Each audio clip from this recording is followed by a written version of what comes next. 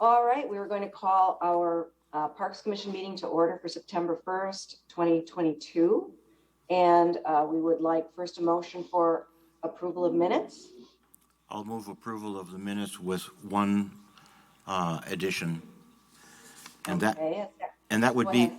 in the others in attendance. In addition to all of the names listed, we also had the presentation by Phil Groupie from city staff for the B cycle, and we've been listing all the names of presenters and audience and such who wanted to speak in our others in attendance, so that's what I would add. Perfect. And I have another comment, Sue. Yes, please. I was absent, but I was absent with excuse. I want that to be incorporated in the minute. Accepted as friendly. Yeah, thank you. What? Anything else? What? Do we have a second with those amendments? I'll second. All right, all those in favor? Aye. Aye. Aye. Any opposed? The motion carries. Do we have, for item 3, public appearances for non-agenda items? Nobody's speaking up? All right. No, ma'am. Okay. On to 4, review and approve the agenda. A motion to approve the agenda? I'll move to approve as written. Second. All right. Those in favor of approving the agenda as written? Aye. Aye. Any opposed? That carries. We're on to item 5A, which is Outlot 7 for Crescent Crossing Park Plan. And as has been mentioned, there are 2 representatives from Crescent Crossing to answer questions, Matt Brink and Matt Salisbury. And Scott, what would you like to tell us about this item? Well, and this is we're rounding the corner the way it appears with one of the outlots in the Crescent Crossing development included in and basically this is Outlot 7, which is the tot lot, not Outlot 11, which is the dog park. What the Crescent Crossing team did is they went out and sought proposals for the playground. And it's actually a familiar playground provider to the Park Commission, Lee Recreation, which we've got some playground structures within the system from Lee Recreation. And at the end of the day, what Crescent Crossing or what the Park Commission role is, as we're doing our process a little bit differently, is they're seeking approval of the park plan. And with the idea, it's a little bit of a different methodology in that instead of the city doing the bidding process and all of that, the Crescent Crossing group have taken that responsibility. So they publicly bid the project. This is the project that they're recommending. And then at the end of the day, what'll happen is the project will receive parkland and park improvement credits for the construction of the playground. I did include in your packet kind of an itemized list and pricing that actually Madison Commercial Landscape from Fitchburg is the group that they're recommending for the project, and we've worked with them before in the past, and we're certainly satisfied with their work. The price that they did provide, we feel is reasonable. So at the end of the day, what we're really looking for from the Park Commission is an acceptance of this design for this park, for this playground. I will indicate, which I'd like you to improve or include in your motion, which I did include in the comments, is that certainly the park plan can be approved by the Park Commission, but the whole plan is contingent on the Common Council approval of a CSM. For Outlot 11, there was some rework that they had to do. There were some mailboxes on city property and things like that, so they had to amend their CSM along with the ASI, the Agreement of the Subdivision Improvements. And if I might, that's typically a document that the Public Works Department does with developments, which has road construction and sewer and all of those types of improvements. What we did as part of this new process is we included the park development piece in this agreement, so everybody understands what the deal is and what credits are received and those kinds of things. So certainly the Common Council, at the end of the day, they have to approve that CSM along with that agreement for subdivision improvements. But at this point, we certainly wanted the Park Commission to get a final look at this playground and get your sign off, if you would, on what they're proposing. I will mention that Anna Healy, our city forester, naturalist, she did suggest some different tree species to create diversity, and I suspect the team is going to be taking those thoughts under consideration for the final plan. Okay. Heidi, I see you have a question. Heidi Reynolds. Yes, thank you. I think the plan looks really good. My question is, so the 88,000, now is that something that the developers are paying to get the park credits, or would this come out of Fitchburg budget? No, for each of, that's a good question, Heidi. And actually for the Crescent Crossing development, what they're required to do is pay park improvement fees along with providing park land. So these are dollars that the development is actually paying the city already, and then they're just going to receive credit back for them. So it's not operating dollars or tax dollars. These are all dollars that are collected from the creation of this development. I have a question. Oh, go right ahead. Yes, so this is for are you representing the park? Okay, so for you guys, so I want you, what is about this restoration fee? What is that? I don't understand. What is the finished grade, fertilize, seed, and mulch? Because I see another mulch items that we're, so I want to know what is this restoration? So they're going to go in there and do some construction, and any land that's disturbed by construction will have to be restored and planted in lawn. So that's just the line item to bring it back to a nice turfed area. Okay, no, because I okay. No, because I want to understand, because I looked at there are mobilization, site grading, there are a lot of, I want to understand why this restoration is not part of the site grading or whatever, you know what I mean? I mean, we could have split it both ways, but I guess we felt we would get a better, more fair price if we had different line items for the two. We could have done it either way. I think it's a fair price for both of those line items, whether they were split or not.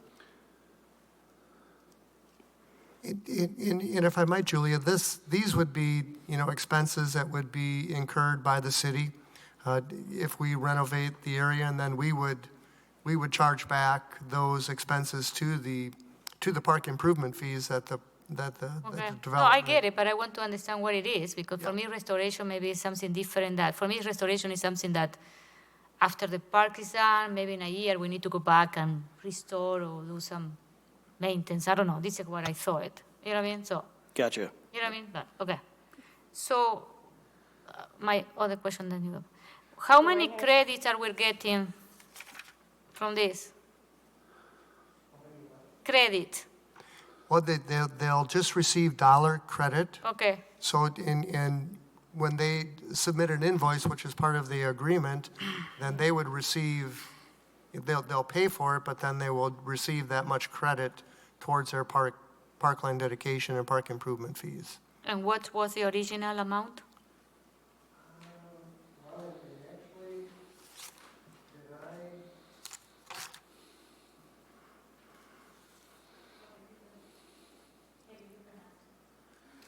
Oh, I had further questions on the restoration items and the grading items. I mean, do you guys normally hand over a park area as bare dirt? You know, why are we paying for additional silt sock to go around the edge? You know, is this entire site still under construction? Do you guys still have inlet protection in place? Do we need to be paying for the silt sock in addition? You know, would normally this have been a graded and restored site that we were handing over and you would just have been placing the playground within it, versus it sounds like we're doing grading and restoration out to the surrounding sidewalk limits? Can you go to the grading plan? So, I mean, we're not doing the whole limit. I mean, about 2/3 of the site, in order to get that in there and graded, I mean, we'd have to do that. I guess if we were to hand this over, you know, as a you know, seeded area, and then you guys were to go in and do it, you guys would have to still get an erosion control permit and do all those erosion control measures, but. You know, Yeah. at the end of the day, this is kind of a turnkey park that they're providing us, type of thing. And as they mentioned, some of these things we would in turn have to do if they wouldn't be doing them. I definitely agree. It just depends on what state the current site still is. I didn't remember if this was still a construction site that would already have some of these items in place. And I guess I felt like 6,200 for the small amount of restoration that's being done at this park seemed a little high, since that would just be whatever is outside of the playground limits. And this is not a very big site. No. Just questioning your bid prices. Gotcha. That's Could all I right. add on one thing onto that? This also says removing existing sidewalk. Yeah, so Questionable, too. what's that? It seems a little questionable. So in a playground, they basically dig out a big area, and then they have to fill that with some sort of safety mulch, and that in essence becomes a bathtub. So in order to get the water out of the bathtub, we've got under drain that goes on the low end of that, and then we need to get that under drain to drain to where that storm inlet is on the road there. So on top of that, like instead of... Is that on the right there? It's on the right, correct. That one that is right on the curb right there. And then on top of that, we're collecting water at that low end of that site so it doesn't drain over the top of that sidewalk, and that's going into that storm sewer as well.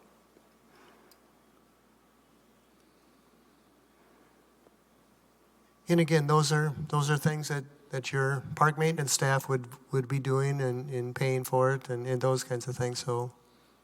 So then I guess I fail that to connect it back to why we're removing the sidewalk. We had to remove the sidewalk in order to dig the trench to get the pipe in to get to that storm inlet. That's why we're removing the sidewalk. Heidi, I see Heidi Reynolds, question? Yes, I sorry to keep questioning prices here, but I see that, so 4 benches at $1,200 each. I'm wondering if you have pictures of the benches. That $1,200 per bench just seems a bit pricey. No, that's reasonable. That's what we pay for our memorial benches. So that's, and again, park staff, we did roll through these prices and felt that they were fair and competitive. So I just wanted to provide that additional info. So do you have a picture of what the bench would look like? I don't offhand. It's in the specs. It's a wrought iron arms with wrought iron legs, and then there's, if I'm not mistaken, it's synthetic lumber slats that go across there. It looks like a park bench. similar to our memorial benches that we have in the park system. Okay. I have a question now for both Matthews or whichever one would like to respond. Have you seen the recommendations that the city forester put together regarding changing out some of the tree species and substituting eastern redbud instead of planting garden plantings at the two corners? And is that acceptable? Can that be done?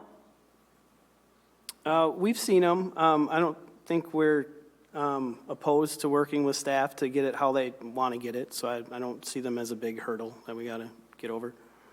All right, that's good. Because she does raise good points.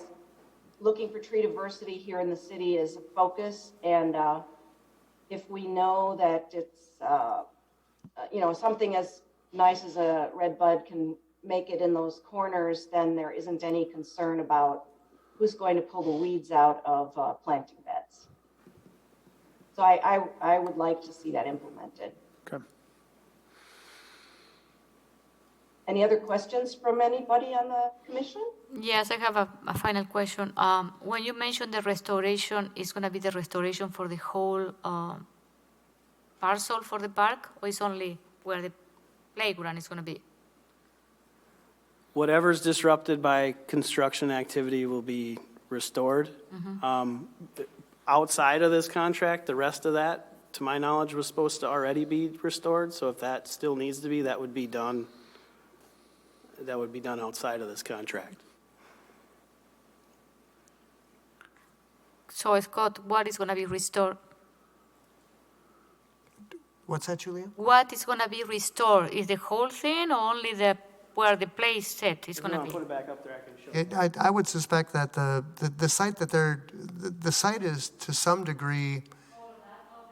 It is. So our grading limits start right here, and then Can we get you to get a microphone? disrupting all that. Sure.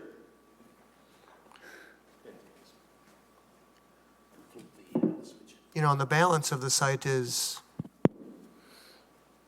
I would say, close to finished anyways. Right. So under this contract, about 2/3 of the site, starting here and all the way over, is going to be disrupted, and that's what is in the contract for restoration. Viridian, Okay. is that Yeah. accurate? Yes. Right. So we are not going to get a pile of dirt over there. I'm sorry, what was that? So you're going to restore that section, but then the other section we are not going to get a pile of dirt.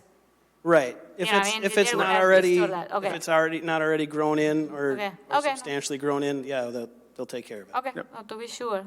Yep.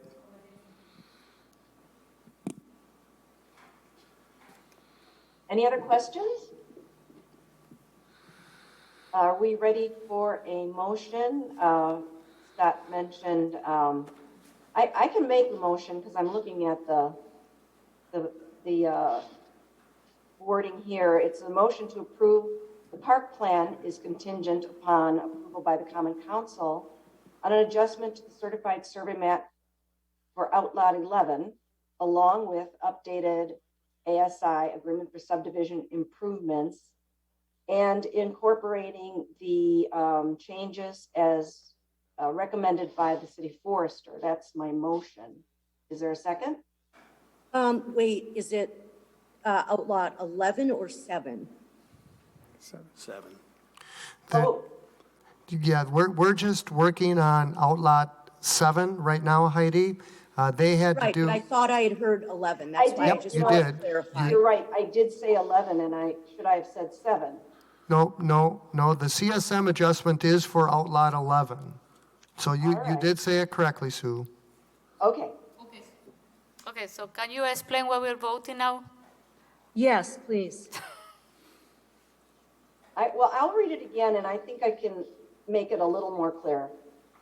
The approval of this park plan for Outlot 7 will be contingent on approval by the Common Council on an adjustment to the certified survey map for Outlot 11, along with updated agreement for subdivision improvements and incorporating the recommended landscaping changes presented by our city forester. Is that the rub of what needs to be in a motion, Scott? No, that's perfect. Thank you. Much more clear, thank you. I'll Yes. second. So does, a question, just clarification here, does this mean that we are reviewing outlot 7, but both 7 and 11 are going to be approved together by the council? This is, I think it's a little confusing that we're mentioning both of these in the same 3 paragraphs or 3 sentences here. The survey map is both being approved together, not the design for both, just the survey. Right. That's what I'm thinking, I'm understanding. We're approving outlot 7 layout here, are you calling this a tot lot? Yeah, okay, the tot lot, yes, kids tot lot. But 7 tot lot is going to get approval by the council along with, at the same time, outlot 11, which is the dog exercise area. That's correct. That sounds good? Okay, and Heidi did second. Are there any other questions or comments? All right, those in favor of approval of this motion, say aye. Aye. Aye. Any opposed? That motion carries. Will we be then reviewing outlot 11 in the future? Yes, you will. Absolutely, Yes. absolutely. Yeah. Okay. And that would be before the council approves the both of them together? Well, they're trying to get outlot 7 moving as quickly as Yeah, they can, yeah. so they wanted to bring that back to make sure you're good with it. They still have work to do on outlot 11, and once they get that work done, then they'll come back Okay. with the plan for outlot 11. And this is a CSM approval for 7 plus 11 at the same time, so the design of 11 is yet to come, Just 11. So, right? The dog exercise area, outlot yeah, 11. we have a design, we bid it out, we couldn't get any bids. So we've since split that into 2 separate construction contracts, and we're bidding that first construction contract, which includes fence and a little bit of concrete for this fall, and then the rest Yeah. would go in the spring. But the way that I'm interpreting this here is, we just approved 7's design. Yep, The council will approve the CSM for 7 plus 11 at the same time. I believe so. You know, then whether you're getting the CSM approval for 7 after we approve the design, but then we will approve the design for 11 after the council approves the CSM for 11. No. The outlot 7 is clean. Outlot 11 is a CSM. The CSM does not include 7. There's no adjustment to the CSM for 7. It's the adjustment for outlot 11 for the CSM, as I understand. Yeah, there were CBUs in outlot 11 that were still on city property, so the CSM had to be amended to correct that issue. So the CSM only relates to outlot 11, correct? Oh. Okay. All right. Thank you, Matt and Matt, very much. Thank you. thank you guys. Thanks. And 5B, Veterans Memorial Park gazebo approval. Scott, what would you like to tell us? Well, and actually, we've got Mark Jones and Mike Croft, who are both here. And I did include in your packet and you may have received, hopefully you received the picture of the flag poles that were installed this week, I believe. But now what they're doing is they're working on a gazebo, and wanted to bring further details to the Park Commission about the gazebo to make sure that you're all good with it. So I think with that, I'll leave it to Mark. Thank you very much. Sue has come to the last vets meeting, and that was nice. Thank you, Sue, for doing that. And there was quite a bit of discussion as to the location of where the gazebo should go. And the committee has decided that they would like to place it on the inside of the circle, in the upper corner, as it's shown on the detail. And you did include this in it should have been in your packet. So I'm here to answer questions. Our target, Vets Day is November 11th. We'd like to have that up and most everything done for this year's construction work, what we're doing to the park, by that date. And that's not very far away. So anyway, that's kind of what, pardon? 23 or 2022? 2022. Boy, that's not how the local parks department. That we like to move fairly quickly. Scott, we've had this conversation many times. Scott looks at things slowly, and we look at things in the private industry a little quicker. So anyway, and we've laughed about it, so it's no just fun bantering. So, Well, and what what I did is I did. Well, Go ahead. Oh, go ahead, Scott. Well, I just wanted to kind of set the scene, if you would. This was the drawing that Mike and Mark sent to me, and Sue, you alluded that, which it is a little bit light, and you can't see it. So I have darkened copies if you want to look at them. well, sure, you could show them. And what I did is I did include in the packet the design, if you recall, just to kind of give an idea of the setting, and then I did include a photograph, which might also help you decide or determine or realize where they're proposing to put the gazebo.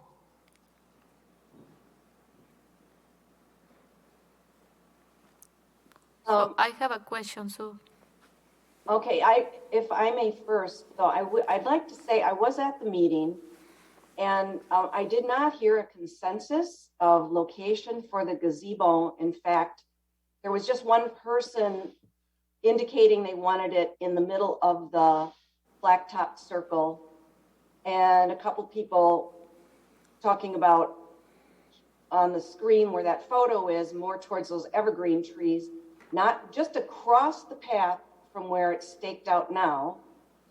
And one reason that was given was the looking at the park from this vantage point, just the roof line of the gazebo, if it's shifted off to that left side a little more, then you still see the entire horizon of the park at the hilltop. And the other thing that occurs to me walking around there since is that the area where the gazebo within the circle is level land, and if there's a gazebo in the middle of that, it removes the open flat mode space that could be used as a future use, for example, an array of picnic tables or other tables for display if there were a special event. And if there's gazebos there, then there isn't really a lot of room for anything else. So I know that the Vets Committee has been very resourceful and very generous, but I would really like to see it go on the outside of that circle. And it was pointed out that that would require some grading or additional fill, perhaps, but in talking with Scott, he assures me that it's a small enough project that the city staff could certainly help with that, so there's no impediment to getting things done by Veterans Day. And Julia, you had some comments. No, I think you answered my question because my question was where is going to go the gazebo because I cannot see it here. You know what I mean? It's going inside the circle, outside. So, but you answered some of my question. Oh, my question is, so I imagine that the gazebo will have lights. So, No. oh, no? Oh, so you have any electrical connection? No. Oh, okay. So it's going to be a gazebo? There will be a solar. Oh, okay. The kiosk is in the middle and it'll be all solar. We were trying to stay green. Okay, good. I like that. Sue, the committee has reached the consensus of the group in the committee to put it on the inside. If you just, and the rest of the commission decide it should go on the outside, I'm sure we can live with that.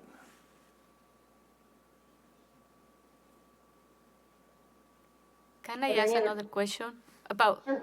there are any, I can see a lot of trees here, so those trees, they are not going to interfere with the gazebo if we do it inside the circle, isn't it? You don't need to remove any tree or anything, isn't it? No. Okay. There was one tree removed right behind the sign when when the flagpoles were placed. This Okay. picture does not show that.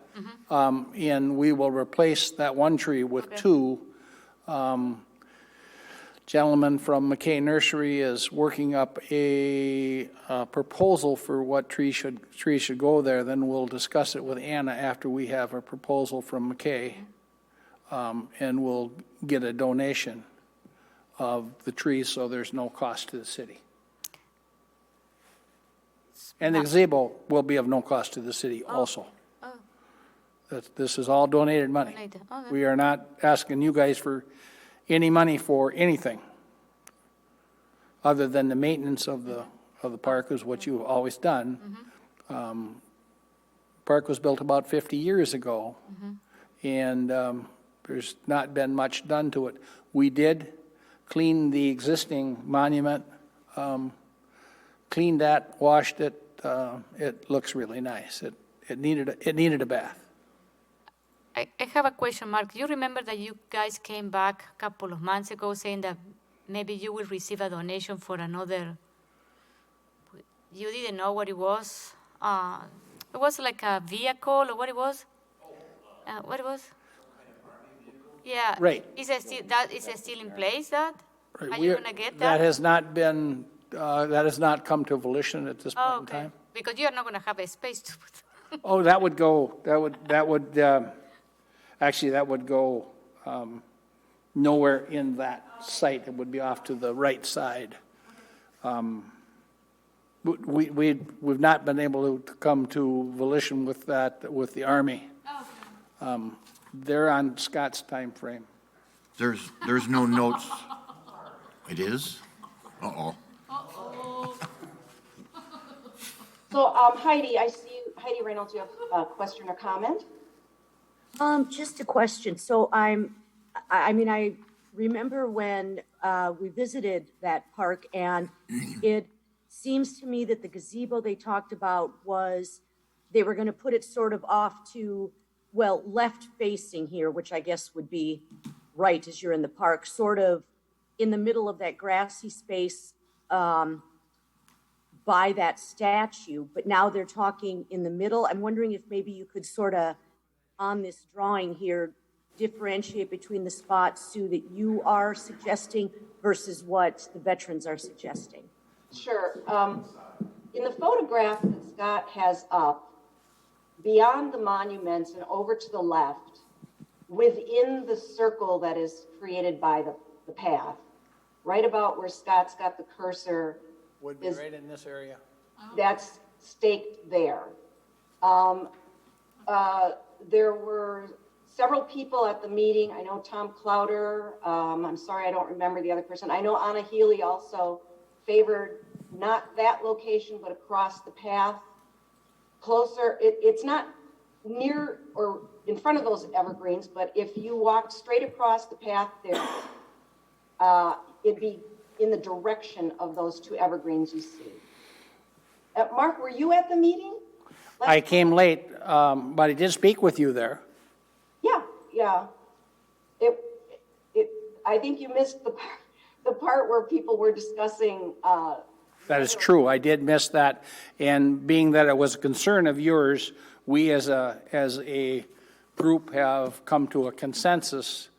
And the committee's consensus is that it would go inside the circle where I just pointed out. But if that is not acceptable to the Parks Commission, we certainly can move it. I don't have any objection, if you guys are, are okay with that location, I don't think there is any issue there, I don't know. Do you, Gazebo is open. Yeah. All sides are open. There is no railing. It shows a railing in this picture, but there will be no railing. And it's just basically, there'll be a couple benches in there, and there is a kiosk where you'll be able to look up veterans' names, and that will provide cover for that kiosk. does that go at the front somewhere, or is that by? In the middle. In the middle? It would make the most sense to provide weather coverage if it were in the middle. So like, what you're saying, if the gazebo's in the middle, is it be right next to the gazebo? No, the kiosk will go in the middle of The very center? yeah, Okay. that would provide the most weather. On your layout here, you don't have any notes about a designated place reserved for the Army vehicle thing that you're, If you look on the lower right-hand corner, it says Hemet. oh, what, okay. What's a HEMT? That's the Army vehicle. Okay, And I don't know what that acronym stands for. I don't remember. okay, but that's a designated spot. And that's, and like I say, we haven't come to volition as even if we can get one yet. I have a question. The gazebo itself is going to be ADA accessible. It's not going to be on a wood base. It would be either concrete or a blacktop base. You are correct. Okay, good. And I'm going to just say it again. There was no consensus at the meeting about where it would be located. And I just really take exception with being told that here because it's not the case. So I'm sorry, Sue, I didn't catch any of what you said. I said, I do take exception with the idea that there was a consensus at the meeting about the location. There was not. And some of the Sue, I did not say that there was concept at the meeting because of your comments that there was, we as a group have met individually with each, so we didn't have we didn't schedule a meeting, so we did meet there to talk about it, and 3 of the members were there, and the other 2 were on the phone, so that's how we handled it to kind of, I know that was a concern of yours, so we wanted to have a consensus to present to you tonight. I see. Have you thought, what do you think about the idea of a future use of preserving some open level space for future use of some other sort? Since the kiosk provides, a single, very important, but a single activity of accessing, or the gazebo protects the kiosk, and it's a nice seating arrangement with some beautiful benches inside. Had you ever discussed the idea of keeping a grassy level area open for activities that may occur in the future? For example, some type of a reunion where the group would like to put in 5 or 6 picnic tables. Where would that happen? Could that not happen on the other side of the grassy area where you had proposed the second alternative site for the gazebo? Well, that is not level. It could be made to be level.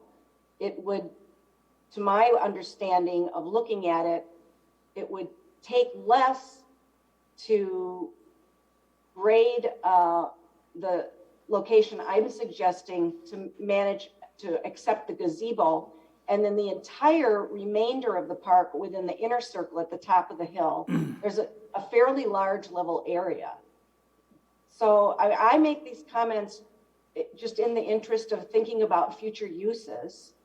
And I am concerned that doing it as you suggest takes away potential for other future uses that the veterans group or anyone visiting the park might enjoy. Because, you know, as we all know, it's a fairly steep hill until you get to the top. And then there's that one area that's fairly level. So are there any other comments from, Yes. go ahead, Patrick. Yeah, comment from me.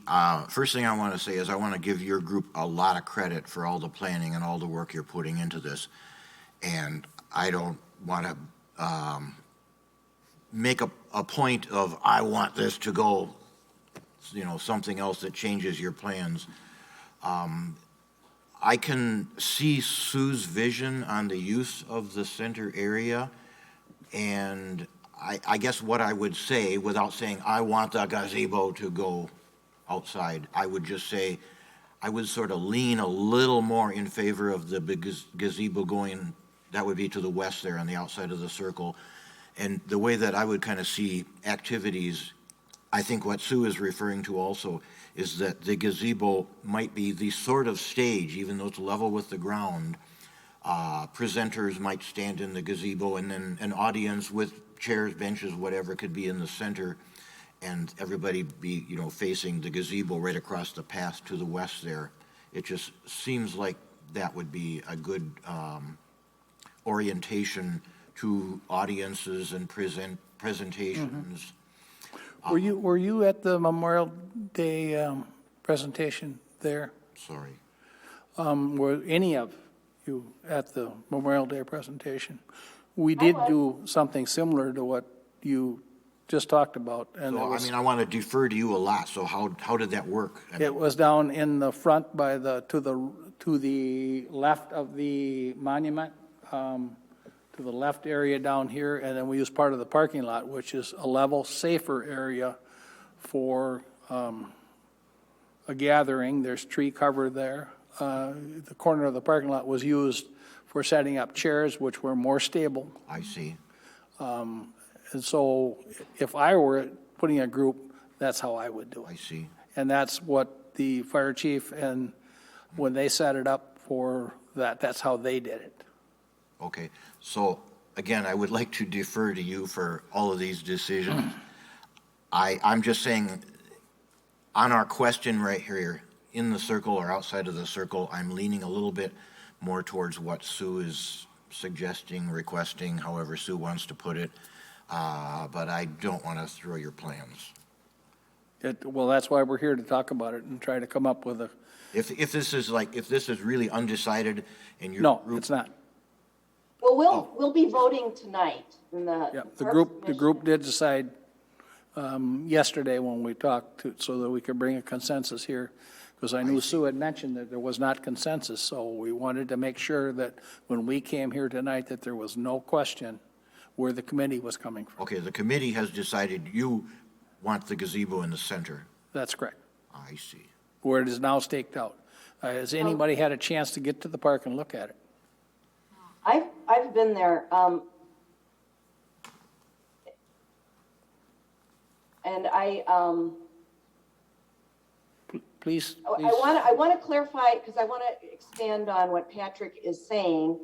I'm not, when I talked about event of some sort and picnic tables, I thought about, you know, small groups, family reunions, people wanting to have, you know, cook and meet and enjoy the vista and also the monuments. And I appreciate that what Mr. Jones is saying is for the Memorial Day event, you have such an attendance that the way they had it set it up in the foreground made the most sense. So Heidi, I see you have a question or a remark. Hi, well, both actually. So I guess I kind of lean toward Sue's vision of that as well for a couple of different reasons. I mean, I feel the park is beautiful, and you guys have done such a wonderful thing with it. A couple of things I like about having the gazebo off to the west there, well, asymmetry for one. I mean, it's just, I think a park is more attractive when everything isn't lined up like that. And I feel like if it's in the middle there, even if you are able to put picnic tables around, it seems like it's going to kind of get in the view of how people are going to be able to see each other. But I guess my question for your group is, what what is the main reason that you want it in the middle? Like, what is the sticking point for you guys? The kiosk is, we envision more, I understand where you may be coming from with a parks view of this, where there could be family reunions, there could be church gatherings. That really wasn't ever the focus of the gazebo. It's more of a remembrance, where you could look up your family member that had lost their life, given the ultimate price for our country. And it was more in that focus, more of a solace, a solitude rather than a gathering, is what the focus of the committee was. Because that's really the Veterans Park is really what that's about. And I'm sorry, one more, and, you know, my dad was in World War II. I just think what you guys have done is wonderful, and I thank you for everything that you've done. But I think we also have to keep in mind, too, that this is a public park, and it is there to honor the veterans, but we also have to understand that it's also there for public use. And I think maybe we need to, you know, take both of those things into consideration. I agree with you, and I understand that. I was just trying to answer what the committee had looked at, where our focus was coming from when we created it, not that it shouldn't be used for other purposes. I have a question or clarification. My understanding is the gazebo is not going to be in the center of the circle. It's going to be more like on the left, my left. And I don't think why it's a big deal, because I understand that I don't think that people are going to go there to do picnic or because, as you mentioned, Mark, is a place where people are going to go and maybe to be in silent, remember, and that's it. I think I don't see a big issue. If they want to do it in that location, I don't think what is the big deal here. You know what I mean? So. Yeah, I have a couple comments also. Being that the gazebo it's meant to be home for this kiosk, from a design perspective, the path loop there is really a collection of monuments, and that kiosk and gazebo, in my mind, fits in with that collection of monuments. That's sort of what that path is intended for. To me, that's what it seems like, with all those different things stationed around it. So I think, being right adjacent to the path, sort of in the loop, makes a lot of sense to me. And as far as preserving open space for flexible use in the future, I don't know that spot up there is really, for setting up picnic tables and events and stuff like that. I don't know that, because it is up the hill and it's a ways off of the parking lot, I don't know that would be the ideal spot for some kind of event like that anyways. And given that the parking lot itself is flat, level, accessible, and pretty large, I think there is a lot of space for that flexible use right in the parking lot or immediately adjacent to it as well. That might be a lot more usable for those things in the future. And then, thirdly, right south of the parking lot, there's a pretty big open, relatively flat lawn space right now. So if somebody didn't want to be on the asphalt, they wanted to be in the grass, there's a really easy, to get to flat open space right there that's even partially shaded by those trees next to it. So I think, taken as a whole site, there are better spaces for that gathering use than this proposed kiosk gazebo space. So I think that the gazebo is a better use of that space than keeping it open for a hypothetical. And then lastly, the committee, you guys that do everything in this park, you guys have a better understanding of your vision of it than I think any of us do. So I, agree with what a few other people have said, that I would really just want to defer to, the committee placing it where they feel it's most appropriate. Okay, thank you. And the other thing, if we were going to open that up for, and there's been some discussion on that, Scott, at the committee level, there are no restroom facilities there at all. So if I were going to go somewhere with my family, I would choose a park that had restroom facilities. I would guess you folks probably would too. Question? Go ahead. If I'm remembering well enough back when we were first talking about this loop and everything to design, tell me if I remember right, was there an idea that as time goes on, years, there may be additional monuments placed around the circle? Yes, and there is also, and I'll defer to Scott, there is also we looked at an alternative spot for a second loop, which would go out and around further, that could be done years in the future. To the north, that would be like a sort of a figure eight or something like that? Yeah, and that was kind of it was a gray area. We didn't really lay that out. If my memory is the same as yours, Scott.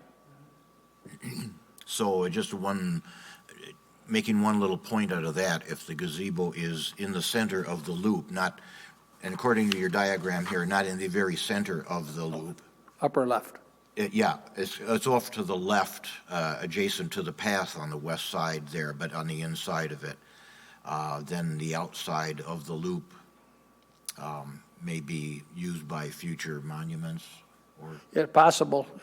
I mean, we have one monument in place, or one monument to be placed.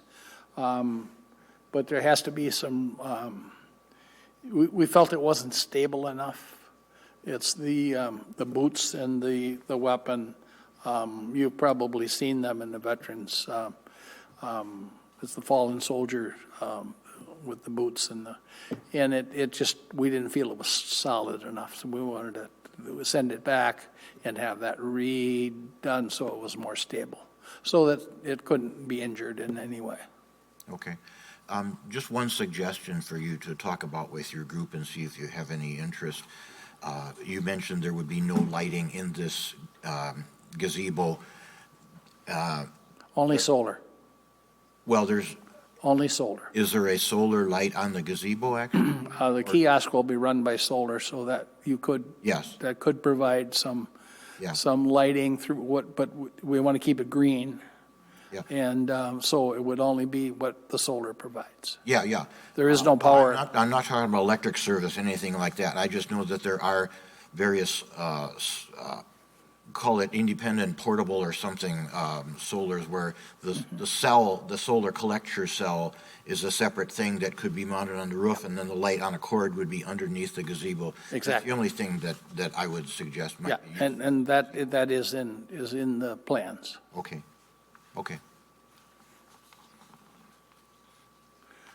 Any other questions or comments? So, my understanding is whatever is recommended by this committee is then also forwarded to the Common Council. Do I have that right? I think this could be work that's done by the Park Commission at the Park Commission level. Okay. So we will need a motion to approve, and I move approval of the Veteran Memorial Park gazebo in which location? in the location that the veteran group decided, on the upper west, east, I don't know what it is. Yeah, Upper west side. west, Upper west end. Inside. inside the circle. Within the circle, yeah. Okay, is there a second on that motion? I'll second. Okay, those in favor, maybe we should go around the room because it may be a close vote. So those in favor of the gazebo approved within the circle as proposed. Are you saying roll call? Heidi Reynolds? Yeah, roll call, please. Yes, that's the long way of saying roll call. Heidi Reynolds? Nay. Patrick Cheney? Yes. Julia Aratafrada? Aye. Christopher Sina? Aye. Katie McDonald? Aye. All right, the motion passes. Thank you. Thank you very much for your help, and if you do get a chance, please come and visit the park. I think it's, with the flagpoles, we hope to have the flags on there. I don't believe we're going to fly them till November 11th, but November 11th on Veterans Day is when we would have the flags up and hopefully have everything really standing tall. So thank you very much. Thank you. All right, 6A, the Stoner Prairie Park Plan Approval Update. Scott? And if I might, maybe before we get into that, Sue, I would want to welcome and introduce Brad Sipple. He's the new community planner, which took over for Wade. For people might say he's a new Wade, but to me, he's the new Brad. So, and actually, Brad has been in the office. Maybe this might be the second week or third week, maybe. But we've certainly have had plenty of conversations. Deanna, the city planner, is very receptive to the idea of Brad assisting the Parks Department, similar to what Wade has assisted us in the past. So Brad is here to offer any insight or thoughts or ideas. But if anything else, I just wanted to get his face in front of the Park Commission. So. Brad, do you think, Nice to meet you. yeah, could you give yourself a little bit of background just so we know where you're coming from and what your interests are? Yeah. So most recently, just before joining the city of Fitchburg, I worked with the Wisconsin DOT in Madison. Prior to that, I worked as a planner with the city of Wausau in central Wisconsin. I grew up in Wisconsin, grew up in Beloit. I've lived in Eau Claire, Oregon, Oregon being south of Fitchburg, not Oregon, the state, Edgerton, and now Madison. So, and of course, Wausau, like I mentioned. So, been around the state a bit, and let's see, I finished grad school in urban and regional planning at UW-Madison about 7-8 years ago. So familiar with the Madison area as well. And yeah, I guess, like I said, I have a background in kind of all levels of planning, regional, municipal level, and statewide. I think my longest stint at the city of Wausau, was kind of the municipal level planning, and I'm excited to get back to that at the city of Fitchburg. So, and I guess on the personal side, I'm also an avid park user. In addition to being a planner and getting involved with some of the planning, I'm a mountain biker, and enjoy the outdoors. Hiking and mountain biking are probably two of my biggest pastimes. So anyway, any questions, feel free to ask away. So I have a question. Go right ahead. This is Julia. So my question to you is, are you becoming familiar with everything that Wade was working, especially with the hub, the parks and open space plan, and what else he was Wade? The teen center. Yes. Yeah, I am getting up to speed on a lot of that stuff. My first couple weeks, well, and for my focus at the moment is updating the farmland preservation plan, because that has a deadline of really next month. So I had to come on and kind of get started on that real quick. But I have also been getting up to speed on the hub and the parks. Scott and I have talked about the parks and open space plan a bit. So I've been working on getting familiar with all that stuff, and attended a couple of the design meetings on the hub site and building. So yeah, working my way there.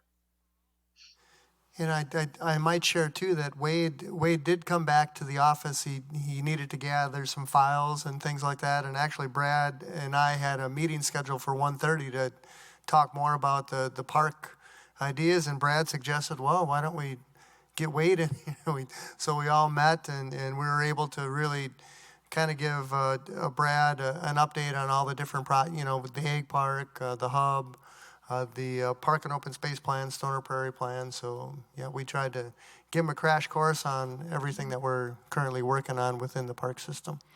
My last question is, will you be involved with the Healthy Neighborhood Initiative program? Yeah. Okay. Okay. Okay. Are we ready, Sue? Yes, absolutely. Actually, what we've got now is the Stoner Prairie Park Plan. This is the final deliverable from EOR. It's the final concept plan, and really my thought at this point is to get this plan circulated through the neighborhoods, and try to gather some general comments. And I indicated in my notes to the agenda, I really want to try and frame the information and the comments that we would receive from the community. Basically about layout and ideas. And certainly at the end of the day, we'll need to do some details of what the playground amenities might look like, what the shelter might look like, those kinds of things. I did provide some additional information to the Park Commission in my agenda comment packet, a little bit about the budget, just to kind of give you a heads up about that we're, the Park Commission is going to have some decisions to make here soon as far as phasing of this project, along with the idea of we only have so many dollars allocated, and certainly the Crescent Crossing development and how many dollars they utilize is going to determine how many dollars may be available from their two outlot developments that would be available for Stoner Prairie. But the idea of when that well house becomes a reality, do we want that to be, to include a public restroom? And if we do, we're going to have to budget or set aside some of those existing dollars so that we can provide those when that facility is constructed. So at this point, what I'm really looking for is kind of my thought is, like I say, to get it out. Give me some thoughts or ideas on how you might circulate it. I think I'll probably go to that original Stoner Prairie ad hoc group in all the different neighborhoods and kind of get it to them, and then let them let them hand it out to all their residents. So. Okay, can I go with my recommendation? I think we need to be strategically how we implement this, because if you send this to that group without any guidance, I'll say, because we are not going to retouch this, because every time that we are going to go and retouch, it's going to be costly and more fee. So practically, when I think what we don't do like an open house here and invite all the neighbors one night here, this is the plan, period. Because when the moment you start circulating this to all of these neighbors, they are going to come up with maybe they were the original idea. So maybe when you move this, when you put that, we are not going to have consensus. The consensus we already decided. We are going with this plan.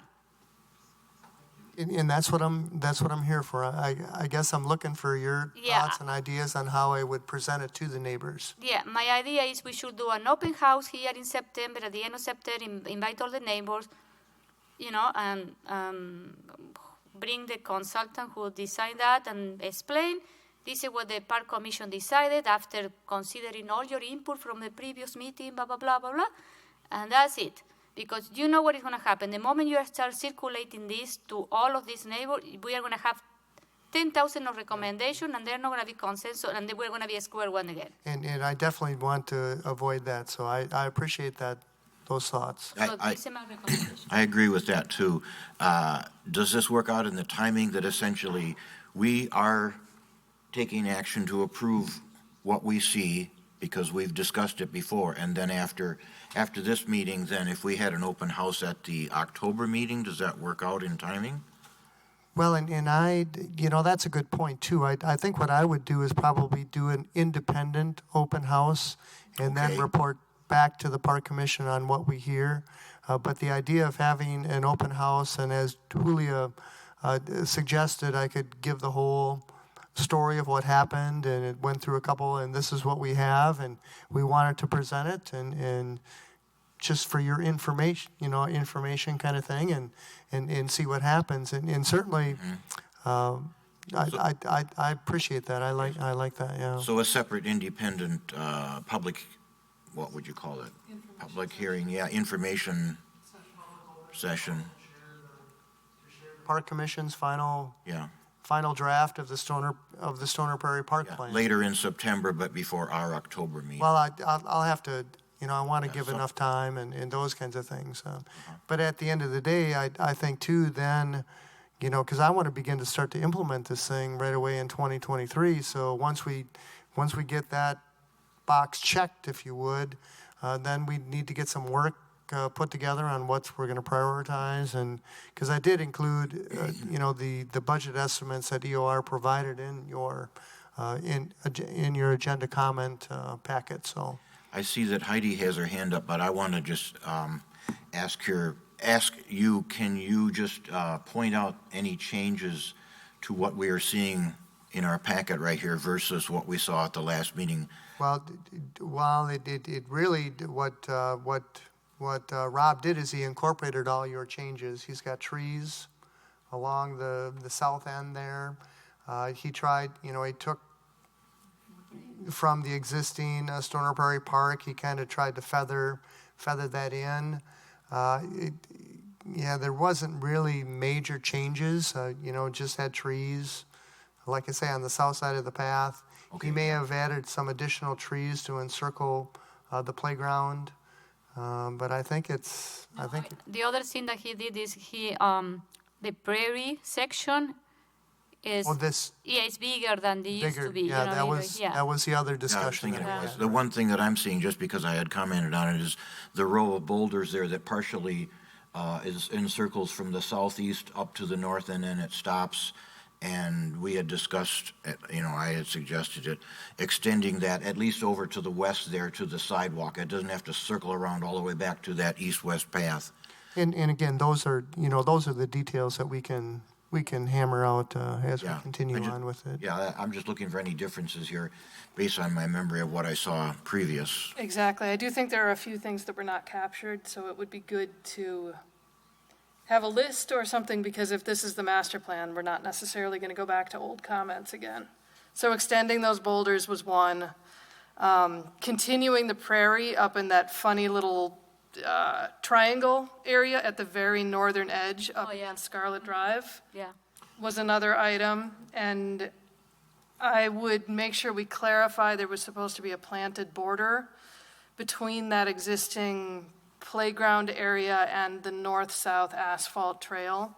It's kind of referenced on the tree plan, but it doesn't show up on this overall sheet. What was that, Katie? So where the existing playground is, we wanted some type of barrier to discourage people from shortcutting, again, through that section of the park. Oh, you're talking up here. Yep, exactly. Okay. That we were going to put in a planted barrier there. And I think the last one is, we had talked about the trail connection at the southwest corner that travels into the neighborhood, and how can we work with the school district to have that extended down into their network. And that was actually something I ran into one of the neighborhood presidents last night, and without even seeing this plan, that was his one comment about Stoner Prairie, is how can we get that trail connection completed down to the school? Thank you, Katie, for bringing up all those things, because I remembered some, but not all. And I see Heidi Reynolds would like to make a remark or has questions. Well, I wanted to say, I know that when we talked about this plan last time, and this is a beautiful park, but because of the cost and the enormity of it, and the fact that we've done so much, especially with this inclusive park and everything, that we were going to do this in phases. If that is still the fact, I believe maybe we should have, maybe not detailed, but sort of a bullet point phase plan for, to present to the public if and when we do have an open house. Yeah, I think I think a general comment in that open house with the with the budget available, the park commission is going to have to do some discussions to determine what the phasing is. Because Right, but I mean, don't you think if we go, to Julia's point, there's going to be 10,000 different ideas, and if we go in without saying, this is our plan for phase one, there's going to be 7 million ideas about what phase one should be. Well, and again, If we go in there and say, this is going to be phase one, then it becomes less of a contention.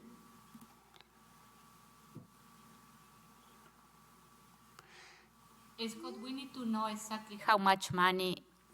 yeah. I don't know. You can send us like an Excel where say this is how much we have right now. This is how much maybe we can collect from the other park in park fee. Okay, the future, and then we have an idea how much it's gonna cost, because I think there is a huge gap, and don't even mention the public restaurants, because there is no money for the public restaurant. Public restaurants are going to be cost more than the budget that we already have.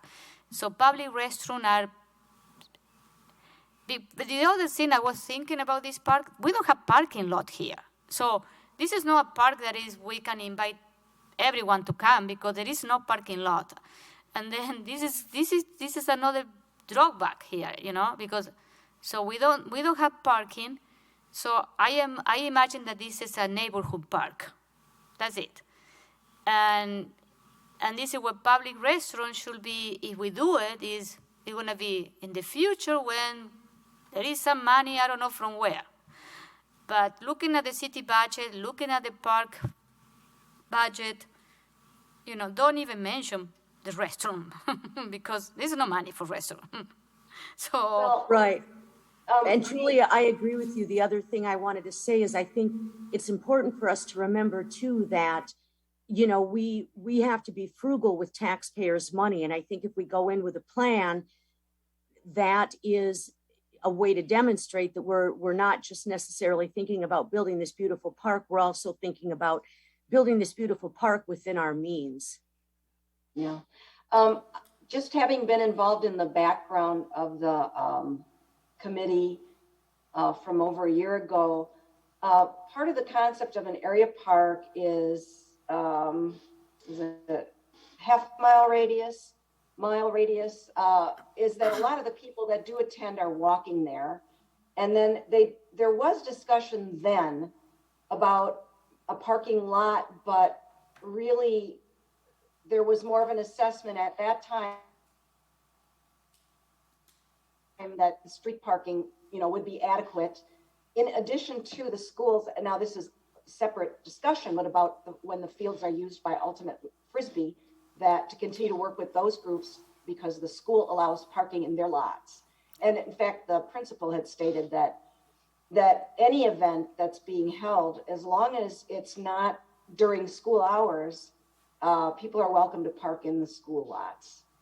So that's why we didn't put a parking lot in, but the area park is, bigger than, and that's why these pieces were cobbled together from 1, 2, 3, 4 different eras and or developers to make one big park.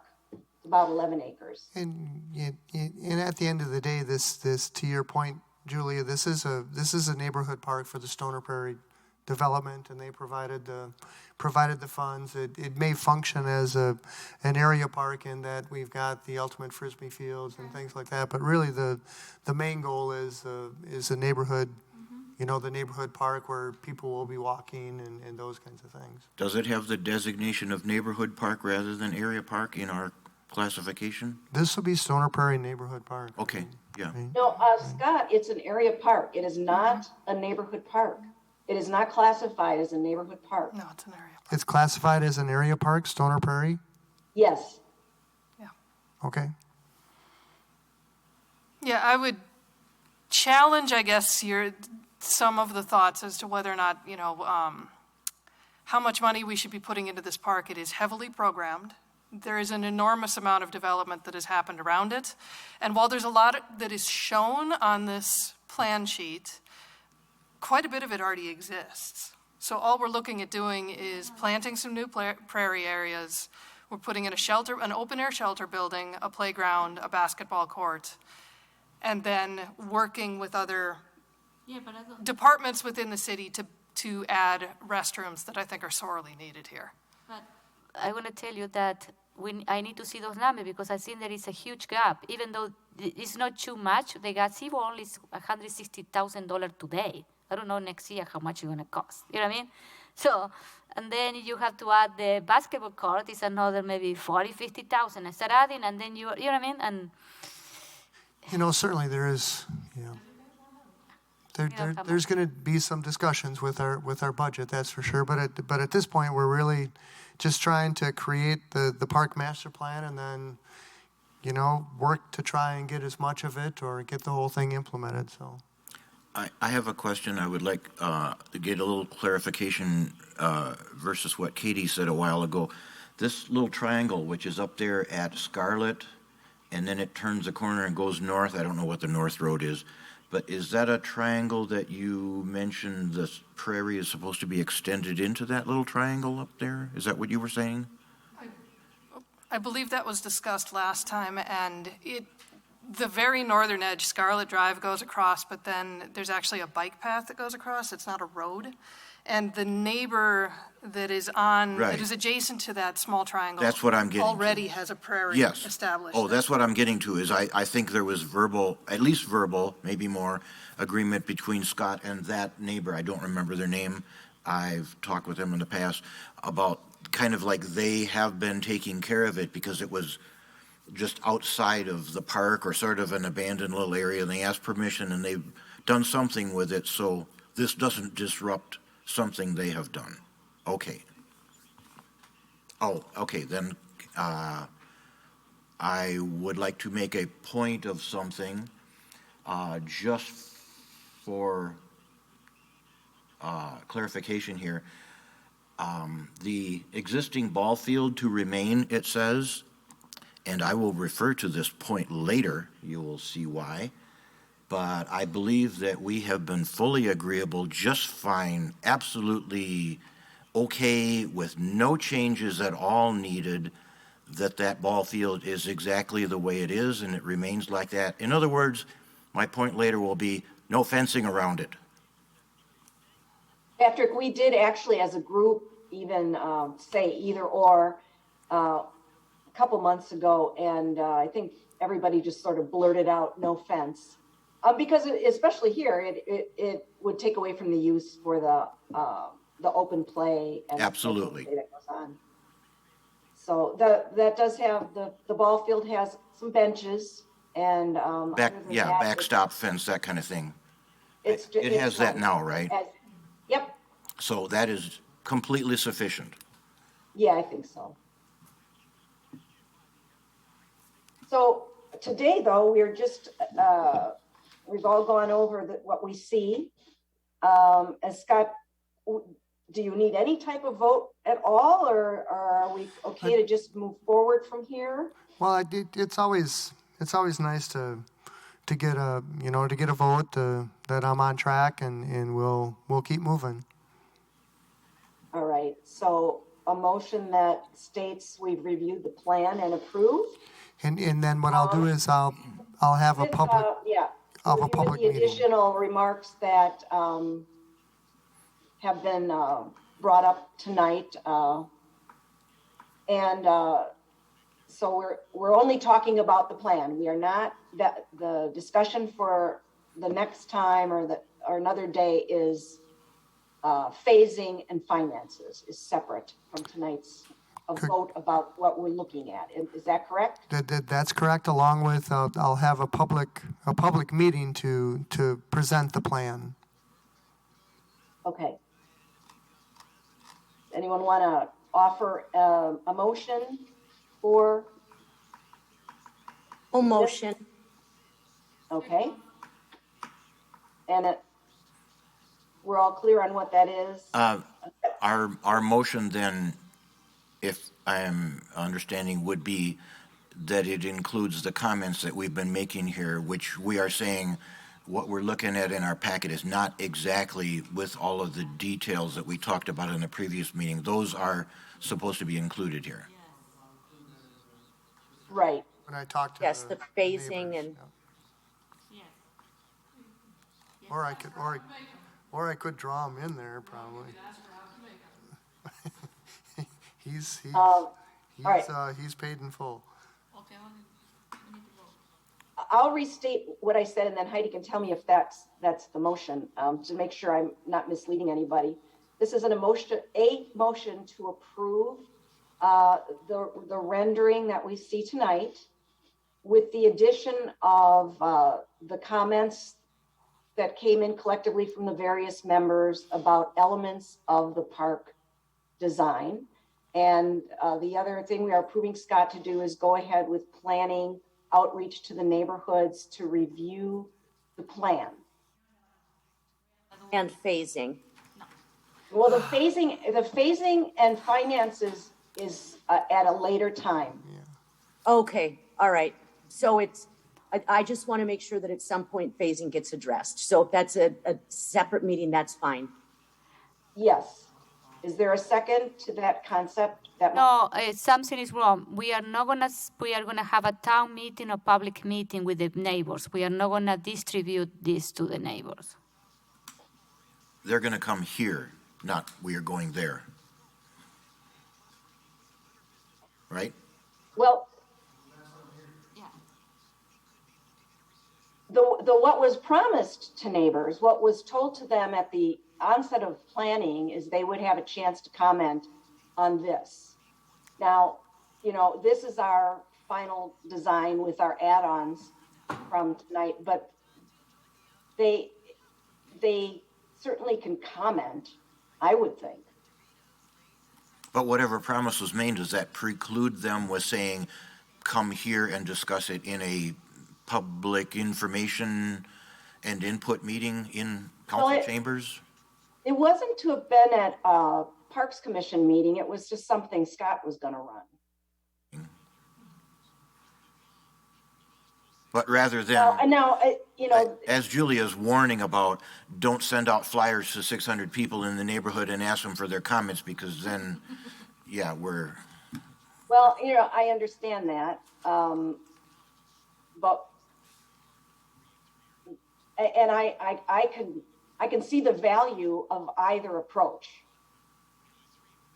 I'm just stating what was stated, a year and a half, 2 years ago. Yeah, but this is why, okay, there was a reason why the mayor dissolved that committee, and this is, we are the park commission, and we are the one who made the decision, and we can say, we can make copies in color. When they come, we distribute the color. We have the consultant here with some big, whatever call it, like, I don't know. Public information. The public information, and we are on the same page at the same time. My concern is that if we send this draft now and say, we want your comments and your input and recommendation on how to change this, we are gonna be discussing this part for the next 10 years. Yeah, if we want this to get anywhere in this decade, we have to keep a little control on it. And invite them here. We can hear them out, see if anybody comes up with any great, astounding, solid reason that we need to reconsider something. In fairness, too, if the community who may be interested in this is, I would think, be following along, and we've had a couple different park meetings and discussions and things like that. So I think there's fair warning, and there's been enough public discussion about it. So I think there was plenty of opportunity for. Yeah, and we don't have anybody here tonight. And all the information is public, is safe, so they can go and grab it. I think it's going to create more suspense and more people to come if we say, the plan is ready. Come here to the 18th. Yeah, I think it's going to come. More people are going to come to that meeting because they're going to say, okay, we want to see the final, project. Yeah, it's a special invitation. Otherwise, they could be here tonight giving us comments. Yeah. So, Julia and others, what I'm hearing then is more of an interest in just presenting our final plan at an information meeting. I would not want that to be at our Parks Commission meeting. I just think that's something more that Scott can be the representative. If we want to come to it, we may, but And then, people, they may provide comment, but it's the understanding that this is our final design. Is anybody disagreeing with what I just said? Or does that sound okay? Okay. Yeah, I think that's a good idea. And I like Julia's idea about having an open house. I don't know if, the end of September is too soon. I mean, I think once we get sort of a final plan with phases, then I think an open house would be a great idea. Yeah. Okay. So let's start over then. The motion, Heidi, where do we have it? We had it at, we're approving this plan to include the updates or reminders that the commissioners have provided. And that the next phase would be for presentation to be prepared for an open house. These 5 neighborhoods that were the original planning group would be invited. And the general public could be, frankly, but we could do outreach to the 5 neighborhoods, and Scott would run the meeting. It would be separate from the Parks Commission. So that's a long motion, but that's the intent of the motion. That's my understanding. That's what I motioned for. Okay, all right. So as long as it's all right with Heidi, then who would like to second? Second. Okay, Julia is a second. Those in favor? What, Second. this outreach to the neighborhoods, is there a method that you have, Scott, that works for this notification? Or is it, one paragraph on the city website, or how do you do that? What works? The individual neighborhoods and, Okay, and let like the them, neighborhood association presidents? whoever I so? can find and ask them to circulate it to their Okay. residents. Again, not a mailing to everybody? No. Okay, right, fine. We have we had a contact list from a couple of years ago, and I can check. If it isn't current, I'll find who Sure. is. Sue said she'd help me. Okay. I'm right in the neighborhood, so I can figure it out. Thank you, Sue. Okay. Anybody, any other discussion? Our motion and second. All right. Those in favor? Aye. Aye. Any opposed? That motion carries. Thank you. And so now we are at 6B, Park System Fence Maintenance, Hewell Jamestown Fence Use. Scott, go ahead. And this was, as I understand, a request last month that we could bring to the Park Commission the idea of trying to determine where we might be able to utilize the fence, the outfield fence that's going to be taken down at Hugo Jamestown. And in between, we talked about some existing park projects at McGaw North Diamond, which is currently underway. I guess I would preference that, I do kind of classify the different types of athletic fields that we have in the park system by typically the group that uses the facilities. And I guess I would characterize the 4 diamonds at McGaw Park as adult diamonds, because it's generally the adult softball, and in comparison to the other, diamond facilities that we have within the park system, which are generally used by the youth of the community. I will tell you that we'll do our best to try and find a different location or a different use for the fence that'll be taken down at Hugo Jamestown. So I guess that's what I have to First question. Go ahead, Patrick.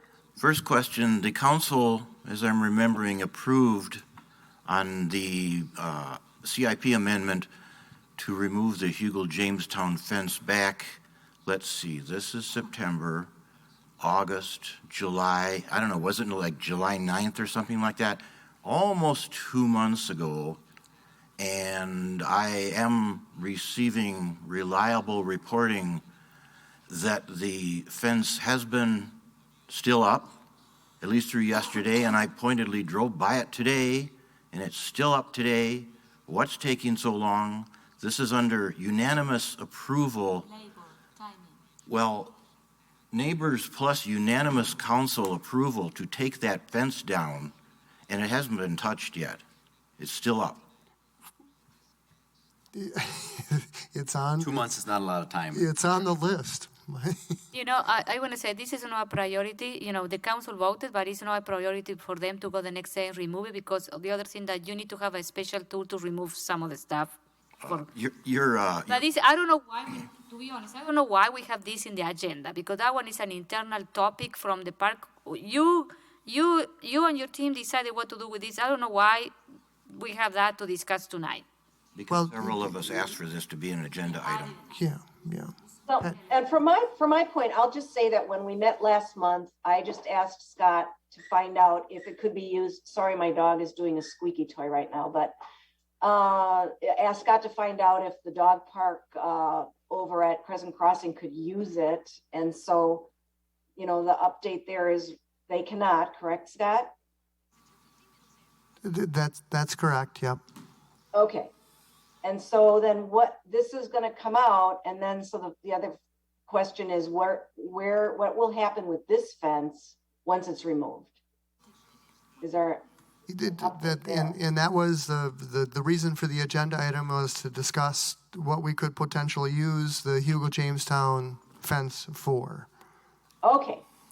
So that's what the discussion should be about. All right. But my question is, can I ask a question? Why? Sure. Why your team? Because I don't have any idea about fences and what type of fencing in each field you can add. So I cannot. I don't feel that I am going to be a very good resource to you to tell you what to do with the fence, because I don't know anything about this. So you and your team know about this. So I think you should be doing this. So I want to introduce something that we should allow Scott and his team to make a decision what to do with the fence. It shouldn't be us, because I don't know. Well, I disagree. I think it's paid for by the city through park funds. And I think we're not telling him what to do with it, but we do have a right to know what happens with it. I guess I'm just curious why it can't be used at the dog park. Are there zoning issues or? Well, a couple clarifications. The Hugo Jamestown, that fence was not part of park improvement dollars. That was tax dollars that were allocated to install the fence.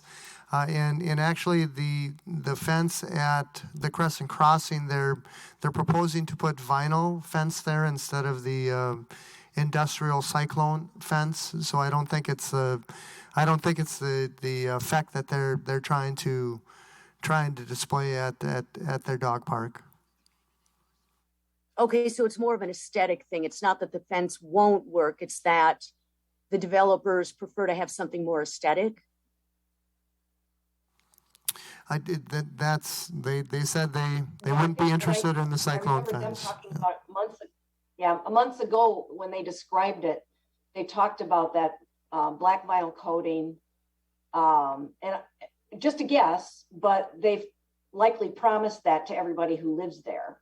So as much as it'd be helping us for them to make use of the fence, they'd have to be going back and talking, I'm guessing, to umpteen people and tell them something different, which they just do not want to do. No, that's understandable. I just didn't know what the reason was. That's all I was curious about. Yeah, I think that was it. So Scott, you've got ideas for where else this might work in the future. Is there a place to store the fence while that's figured out? There is. Yep, there is. I have some comments on this too then. And I agree with Heidi, and I have to disagree with Julia, who was not at our last meeting. This is a very hot topic in District 1, and with the alders there and, the council meeting, we saw the amendments and such. We may not have a place that we can suggest of where to use it, but I want to make some comments here. In your agenda comments to us right here, you mention, it says right here, there are currently 5 youth softball, baseball diamonds in our park system, 2 at McKee, McGaw, Stoner Prairie, Greenfield West, along with the Hugo Jamestown that could be considered for the fence that is scheduled to be removed at Hugel Jamestown. So for one, this sort of hints just a tiny little bit that it might even go back up at Hugel Jamestown, which I think would set this whole thing, in flames again. No. But on the other five, I want to comment on, these are all bad suggestions. McGaw, start with that one. That already has a fence around it. I've made notes. I've looked at all of the fences on your points from about 3 months ago, where you said originally that we added $5,000 onto a fund so that you could do fence maintenance, and then it came out when I asked what was that for, that it was replacing, well, I think you said at the beginning, taking the fence off of the outside of the post and putting it on the inside of the post, and then it turns out later it was buy a new fence for the inside of the post. I want to go back and watch that video again. But I have my own notes right here of the youth baseball field at McGaw. The fence is on the inside of the post, so don't touch that one. It's perfectly good. The other baseball fields at McGaw, there's the south field has the fence on the inside. The other two, it's on the outside, but they're in good conditions. I've looked at them regarding your comments right there. Back to your notes right here, Stoner Prairie, from the point that I just made on the previous item, we are all very firmly fine with it having no long side wing and outfield fence at Stoner Prairie, so that one is off the list too. Greenfield West, again, pretty much same reason. It putting a fence up just exactly like the problem that it created at Hugel Jamestown, captures and reserves and makes the whole lawn area dedicated to only the ball field only. And I've looked very recently, like yesterday, at the Greenfield West field. There's one that is fenced to the east. This is the one to the west. Does not need a fence around it. And the two at McKee, pretty much the same idea. The large open lawn area out between those two fields is used for other activities. And so all of these that you listed, including Hugel Jamestown, so that makes 6, all of these are very, very bad ideas to even suggest using this fence in those locations. I don't have a place, to actually use it. I suggested the north field in McGaw, but that's an adult field, and there's already brand new fence, 6 foot, 72 inch exactly, says so on the tag, that has been already delivered there. So a brand new fence is already purchased there, and it's been turned down by Crescent Crossing for the dog exercise area. So at this point, we don't have a good place for it. Don't scrap it out or surplus it out and sell it, because it was $23,000 in taxpayer money that was used to install this at Hugel Jamestown, to the surprise of the alders and the neighbors. All right, well. So that's pretty bad, Yeah. but this is undecided, but don't make it worse. Well, all right, thank you, Patrick. I think, to close this out, I'd just like to say that Scott is saying there's room to store it. Something may occur that is unforeseen to any of us right now that there'll be a good use for the fence. But we'll have to leave it up to staff. It ends up being a staff decision if they can make use of it. I understand the concern about specific fields and not wanting to replicate the scenario that occurred at Hugel Jamestown. But I feel like we've just kind of talked through it all. Can I make a comment? Yes. Can we save this fence for a future park in the city, Scott? No, I didn't hear that. Sure, Okay, absolutely. So, okay, that's it. Okay, so this is our recommendation. There might be some other applications outside of athletic fields that we could utilize the fence at. Yeah. My comment here on regard to all of this, I don't like it leaving as a staff decision because of the fiasco and $23,000 wasted at Hugel Jamestown. But Patrick, that was not a staff decision. That was a decision that was a capital improvements project, and the staff implemented the decision. Correct, Scott? To put it up or to take it down? To put it up. Yeah. It was a CIP from the past. Yeah. Right, It was so, I mean, approved. that's over and done with, and I don't see the point, nor is it fair to criticize staff unfairly.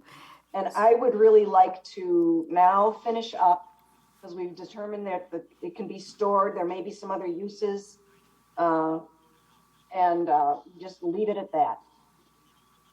Because we can't micromanage, I think the message is loud and clear that if it's an idea of enclosing another ball field, that the neighborhood involved has to really make clear that's what they do want if it's going to happen.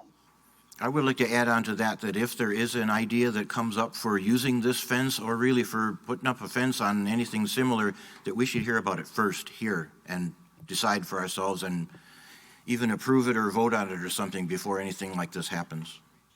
Okay, I would not totally disagree with that because we shouldn't be telling, I don't think that we should have in the agenda, item agenda that say where to install fences or not. You know what I mean? I don't know. I want it's a discretion of the park department. They are the expert. I disagree. All right, well, at this point, I would like to move on. We've got a disagreement, but there's no, I would just like to leave it as is because Scott has stated the fence will be stored. I think it's something we should keep an eye on for the future for whatever happens with this fence or other fences. All right, well, Scott's going to let us know what happens with this fence. Before something happens. That can be in a staff update. It doesn't have to be something, we shouldn't be voting on it per se, unless, it's some extraordinary. Rest assured, I'm going to make sure that people know what's going on. So that's one thing I've learned. So. Okay. All right. Yeah, and if I could just clarify, I mean, Please do. I'm sorry, this is Heidi. I agree with Patrick that, we should have some say in it, but I also agree with Julia, we should not micromanage, or maybe it was you, Sue, that said it. But I think if Scott's just going to keep us informed, if somebody has a problem with it, then we should ask to have it brought up at a meeting. As long as we know what's going on, I think that's really all anybody wants. That's kind of the key, I think, too, is as long as we know what's going on, then we can decide if we want to object, or if we're fine with it, we'll let it go ahead. But we need to know what's going on before it happens. Agreed. All right, and Scott has stated that will occur regarding fencing. Then we're all in agreement. This rule of fence. Sound good? Is that right? Sounds Yep, good. we're all in agreement. Okay, all right. Then we are on to item 7A. We're in the communication area. Item 7A is North Fish Hatchery Hub update. And then Scott, as you go through, just go through A, B, C. Yep. Okay?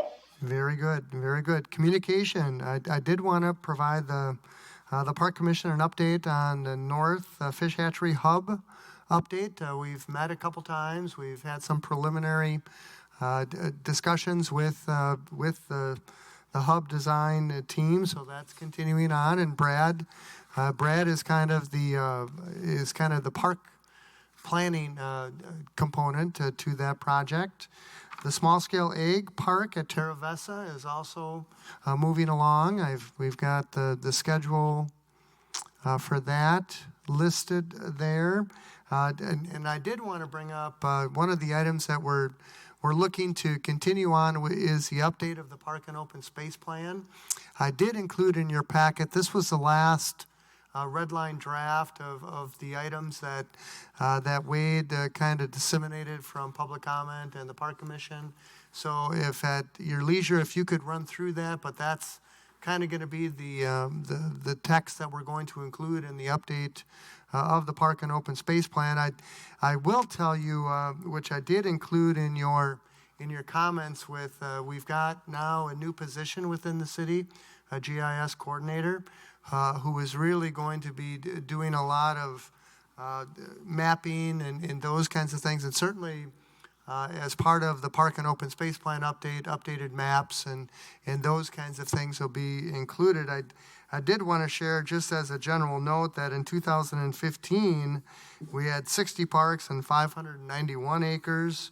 And to date, we've got about 75 parks and 100 and, we've got a lot more. So the system continues to grow. So I wanted to include that information.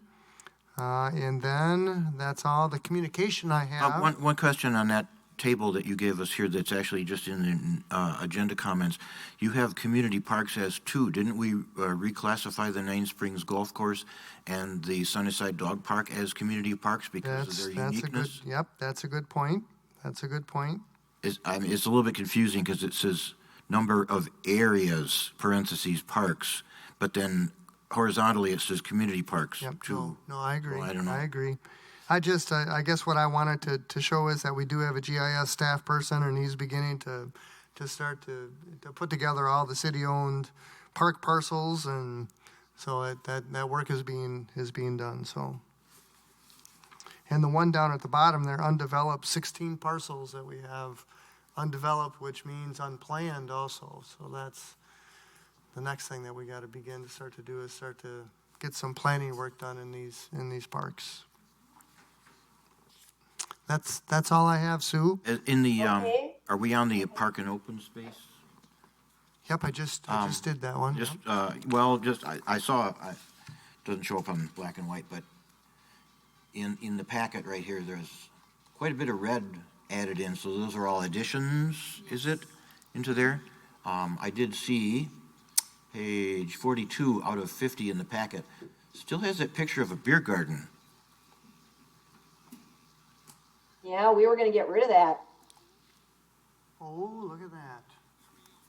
So we gotta eliminate that. Yeah, black that out. What do you call it? Redact it. Yeah. That'll keep. We're actually gonna put a something new from a beer garden at Fitchburg McGaw Star. Park, and we're gonna put a fence around it. How about, Okay. there's a use for the fence, a beer garden. There was with I- no gate. Don't gate. But, the I get it. newspaper, I Fitchburg get it. Star might have some nice photos of events at McGaw or McKee Farms Park, rather. Well, we've got, but noted, I'll take out the beer garden picture. I think that's the only thing that I noted so far. Well, and again, please take a look at it. That was the final, and I think the Park Commission actually did see that at one point in time. I think Wade reviewed that with you. Yeah, correct. But just to let you know, we're trying to get things rolling. All right. All right, to move on to staff reports, everybody? Okay. Item 8, staff reports and updates. Scott, any remarks? Nope. And what I really try to continue to do is when something comes across my desk, I try to share it with everybody and get it to the council and the Park Commission. So hopefully keeps you up to speed with what's happening out in your park system. I know there are Anyone have questions or comments regarding staff reports and updates? Yeah, I have a question about parks. Go right ahead. I was very surprised, and maybe something that we need to change for next year, that today was the last day for the splash pad. We have the weekend from Memorial Day, and I think we should close that on Monday, because it's going to be people, it's a long weekend. People it's still warm, and last year you did it again, and I received a lot of email from people in complaints and phone call. Why did you close? And I think we need to be intentional for next year and keep it open until Monday Memorial Day. Memorial. What is Labor Day? I'm confused. Sorry, Has it been shut down as of today? Yeah. Or Yep, today's the last day, right? I And mean, that's- was it shut down, drained, all of that stuff today? No. Or Yeah, can but do it it's not open to tomorrow? the public. No, it won't work tomorrow. It won't work tomorrow. So, as a representative of District 2, because it happened last year, and I thought that we we were open last year to keep it open for the weekend. So I don't know. I am very, I am very disappointed it happened, and then I think for next year we need to keep it open until the last. Well, What I'm trying to ask in is, fairness, did something- it needs to be staff. So I think in order for us to keep it open, we need to have somebody willing and able to work on Labor Day weekend to staff it. So did something happen today that ends it today, or are they going tomorrow morning and shutting off something? And what I was going to say is, can they just not shut it off tomorrow? But if staffing is the reason, then you gotta staff it. You gotta check the water We 3 have times. 1 year. We have 1 year from today to plan to have for 4 days. 4 days. How to be able to staff 4 days for next year. If we can get a staff If to we volunteer. plan and we do it, we can do it. We can hire. I assume that you pay those. I don't know why. It's Well, only 4 days. We are not asking them to work 2 or 3 weeks. are you busy that weekend, Julia? It needs to be a full-time staff that would be working on, and that's what we decided when Mr. Brecklin and we discussed it, and I says, okay, we'll open it or keep it open, but prior to that, we've got to make sure that we've got staff that are willing to work that weekend. I can understand the staffing limitation there. I But just we- thought, if they didn't go out and shut off a valve today, can they just not shut it off tomorrow morning? But if you don't have people committed to oversee it, no. Okay, we have 1 year to plan. So next year, we close it on Monday. If we can find staff. We that'll have staff 1 it. year to That find would be stuff. Tuesday, wouldn't it? Tuesday right after Labor Day? Whatever. One little question here. I was going to question in this would be the Parks crew, I don't know, Joran's report. He says in here, install dog park drinking fountain. That would be the sunny side. And I was going to question that because I have not seen anything happen there, but you did send out, I think it was yesterday or so, that Joran is going to do some exploratory work on the underground tank next week, Wednesday. So that is going to start up then, work on that. We're trying to figure out what the plan is going to be. So Yes. he's going to dig up the pressure tank to see what condition it's in. Right. Okay, yeah, it's going to be, for the public, all of our public watching, is the large dog park area, not the small dog park area, that'll be still open, but the large dog park area will be closed from 6:30 a.m. to sometime later in the day as he works in there with heavy equipment to do something to check out with this pressure tank. And that was, let's see now, you sent it to us. I don't think that went out as a public notice. We'll circulate it. Yep. Okay. Facebook and the whole 9 yards. And otherwise, the reason I was going to question this, where it says install dog park drinking fountain, is that is another thing with a deadline on it to be, to qualify for the funding. This year has to be operational. Yeah, it's going to be a push to get it done this year. That's for sure. Well, push. And I've been in communication with the dog park advocate president or whatever it might be. So we're working on it. Okay.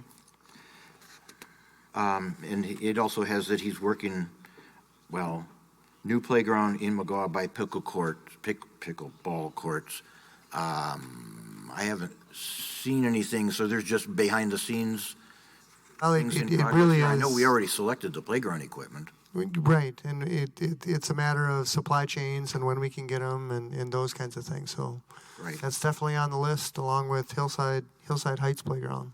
Okay, and then the last thing from me, on your report, you still have one that says, attended monthly IP committee meeting, inclusive playground.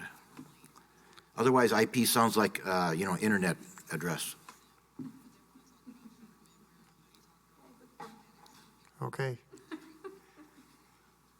It's the same as last month. Okay.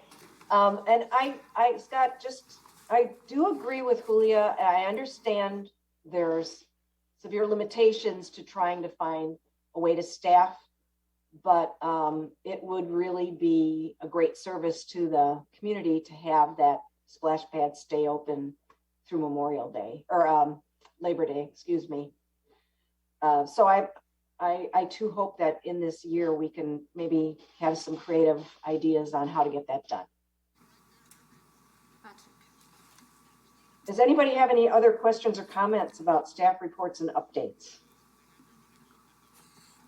Okay, future agenda items. Anyone have something? I do. Go Two ahead. things. I would like to request, if possible, in the minutes, if any future agenda items brought up could be listed in there, because I know last week I had requested something to be at this meeting, and I'll be honest, I don't even remember what it was, so it may or may not be on the agenda. But it would be nice if we could see what items were requested and make sure that they get addressed, or if they don't, why they aren't on the agenda. And then an item I would like to put on for next meeting, if possible, is an update on the teen center. Just find out where things are at on that. Okay.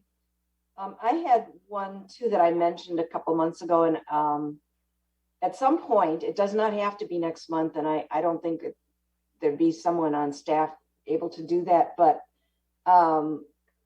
to talk about what the Moraine Edge Park concept is, because it's part of capital improvement. It was added again in as a capital improvement plan. It had been there many years and then removed. It's back in, and it's an extensive plan for the south portion of Fitchburg. So none of us were around when that was conceptualized. I don't think. Maybe Patrick was, but I think we should review it. Anybody else have anything? Yes, it will be great to have an update on the town of Madison annexation. It'd be very good. Okay. So we've got 3 things. Very good. But please, my suggestion, I want to say, is not for next month. I've got to think about, how nobody working at the city is familiar. I mean, Scott is. I mean, I don't know if I can't obligate Scott to a presentation just right now. I'll talk with him about it, and we'll see when we can get that on the agenda. Does that sound fair? The Moraine Edge Park is far to the future. Okay. And So then, if I could just clarify, so an update on the teen center, okay. a Moraine Edge Park update, and then a Town of Madison update? Yeah. And But then, Scott, the Moraine Edge Park, that does not have to be this October. That could be out a ways, just so we don't lose sight of it. and then if I understood Heidi's comments, I think, if she can tell me if I got this wrong, that sometimes maybe we put future agenda items on that line down there, but then maybe in a month or 2 later, they sort of get dropped off and lost? Yeah, well, or my thought was that they should even show up in the meeting notes or the meeting minutes, because it is items that we discussed. So technically it is public information that should be on the minutes. I mean, they don't have to be full sentences. They could just be, words separated by commas or bullet points, however you want to do it. Yeah, I think having it in the minutes makes a lot of sense. It's a comment on the minutes,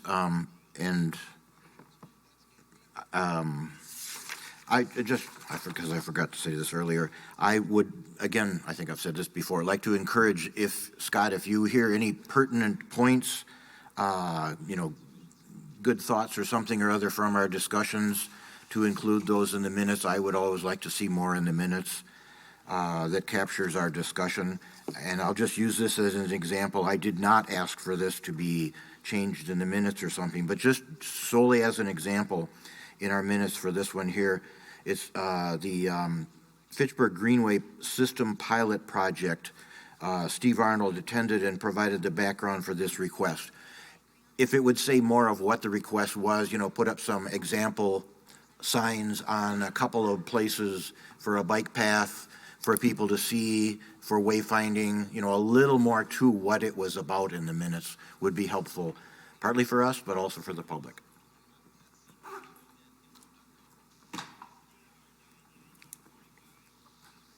Okay, anything else?